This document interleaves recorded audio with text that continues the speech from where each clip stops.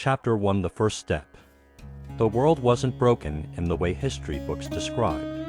There were no great wars raging, no apocalyptic disasters looming overhead. People lived their lives as they always had, going to work, scrolling through their feeds, consuming the endless cycle of news, controversy, and distraction. But something was missing. Elias had felt it for years but never knew how to name it. It wasn't sadness exactly. It wasn't anger. It was a quiet, aching emptiness, like the world had forgotten something important. And no one was looking for it anymore. People were still existing, but were they really living? They moved through their days with hollow eyes, numbed by routine.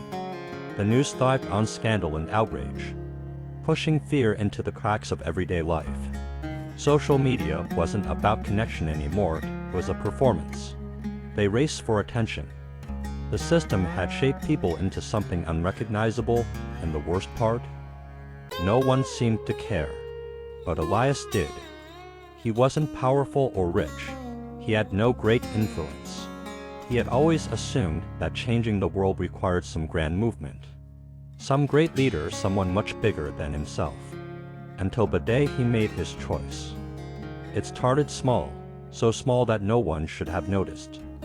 A conversation with a neighbor. A quiet act of kindness for a stranger. A meal paid for without expectation. But someone did notice. A man who had been hard and by years of struggle smiled for the first time in months. A mother burdened by the weight of her worries felt something lift, if only for a moment. And for the first time, Elias saw it, the truth that had been buried under all the noise. People weren't incapable of kindness. They had just forgotten it. And maybe, just maybe, that meant they could remember. So Elias kept going. And that's when the ripple started.